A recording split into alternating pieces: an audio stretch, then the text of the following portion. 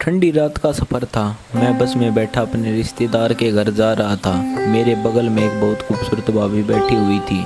जब भी बस झटका मारती तो वह मेरे ऊपर आकर गिरती।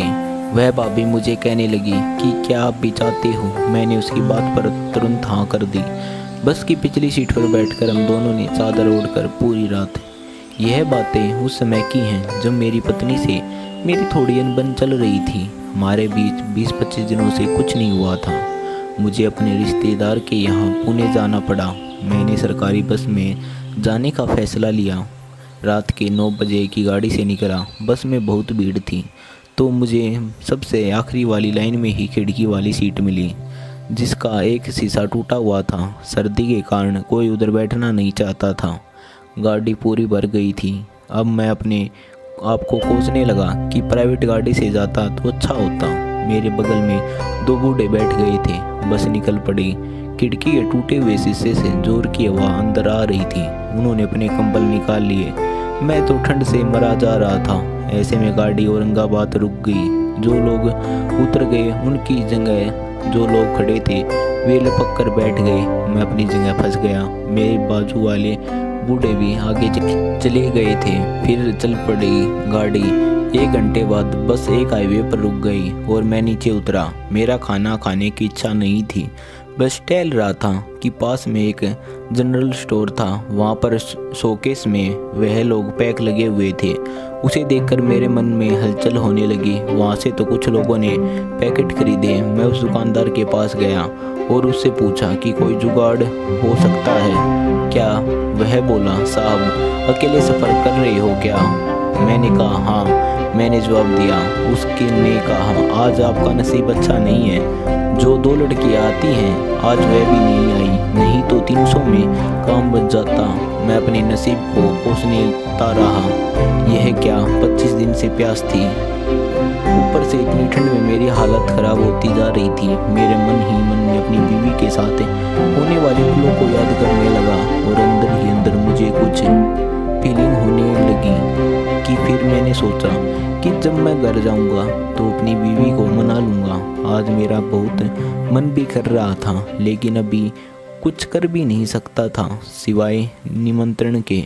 फिर वही खिड़की पर बैठे बैठे जब मुझे नींद आ गई, फिर कुछ पता ना चला। फिर मेरी आँखें तब खुली जब बस बीच रास्ते में रुकी। मैं खिड़की से बाहर जाकर देखा तो एक औरत अपने 2 बच्चों के साथ बस में चढ़ रही थी। इतनी रात को यह औरत पता नहीं कहाँ से आ रही थी। औरत देखने में काफ़ी खूबसूरत थी। वह किसी भी तरीके से नहीं लग रही थी कि वह 2 बच्चों की माँ है। बस कंडक्टर ने उस औरत को बस के अंदर करके बस का दरवाज़ा फिर से बंद कर दिया।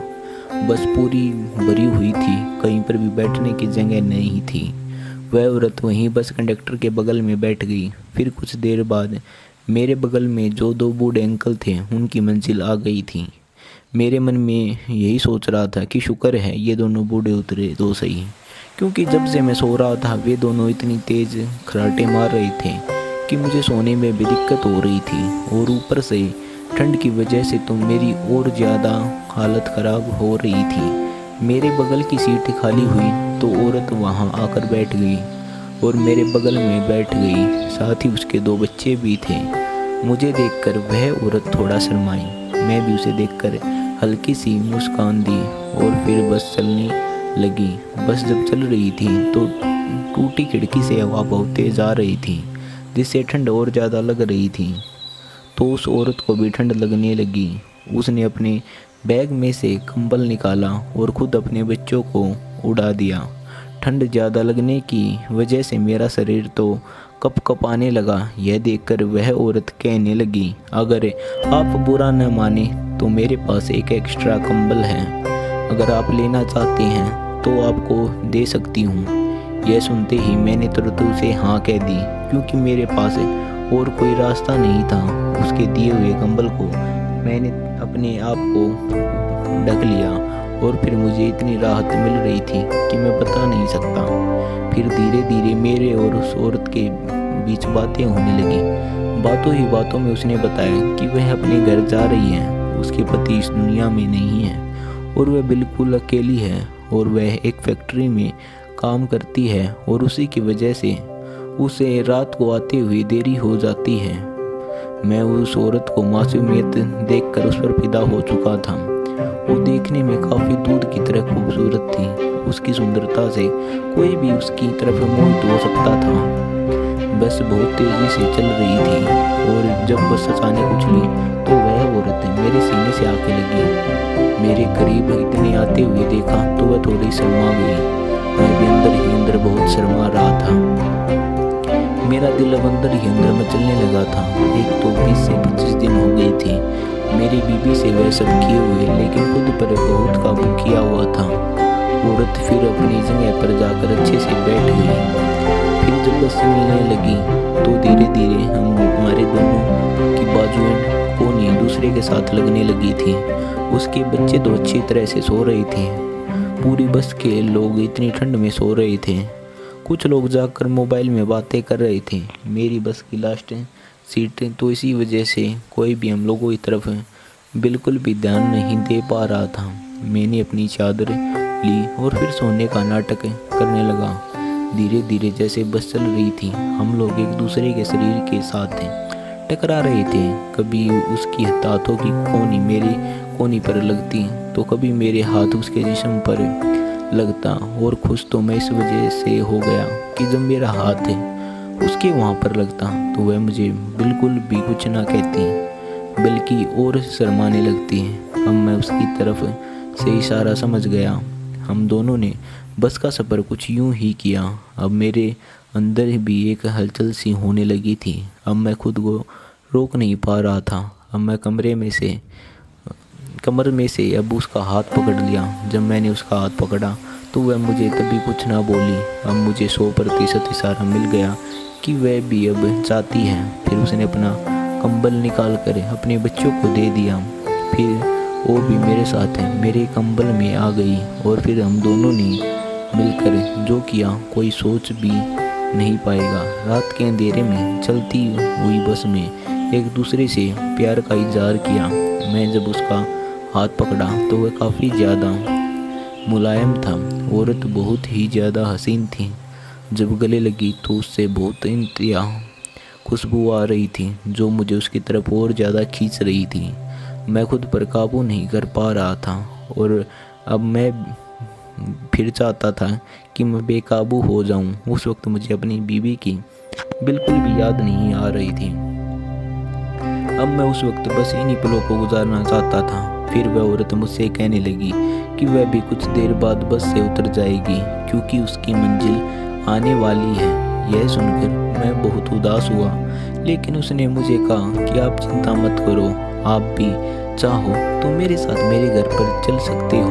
मैंने उसे कहा यह कैसे हो सकता है। उसने कहा मेरे घर में सिर्फ मेरी माँ रहती है और वह भी इस वक्त सो रही होगी। किसी को कुछ भी पता नहीं चलेगा और हम दोनों फिर मिलकर प्यार करेंगे। हमें एक दूसरे से कोई जुदा भी नहीं कर पाएगा। अब उसके मुंह से प्यार का शब्द सुनकर मैं तो बस व्याकुल हो उठा था।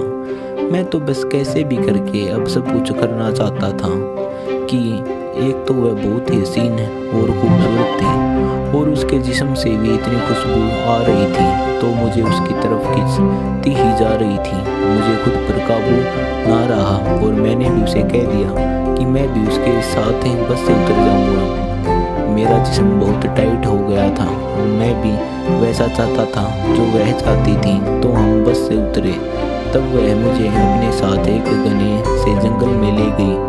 मुझे लगा कि शायद यही सब चाहती है। मैं तो अंदर ही अंदर बहुत खुश था। मुझ पर तो पता नहीं क्या हुआ था कि वह जैसे जैसे कहती गई मैं उसके साथ वैसा वैसा करता गया और उसके साथ उसी रास्ते पर जाता रहा जहाँ घना अंधेरा था और आसपास बिल्कुल जंगल था। उस जंगल के बीचों बीच एक छोटी सी कुटिया बनी हुई थी।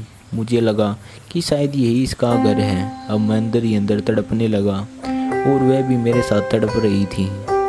जब हम दोनों उस कुटिया के अंदर गए तो अंदर का मंजर देखकर तो मैं चौंक उठा।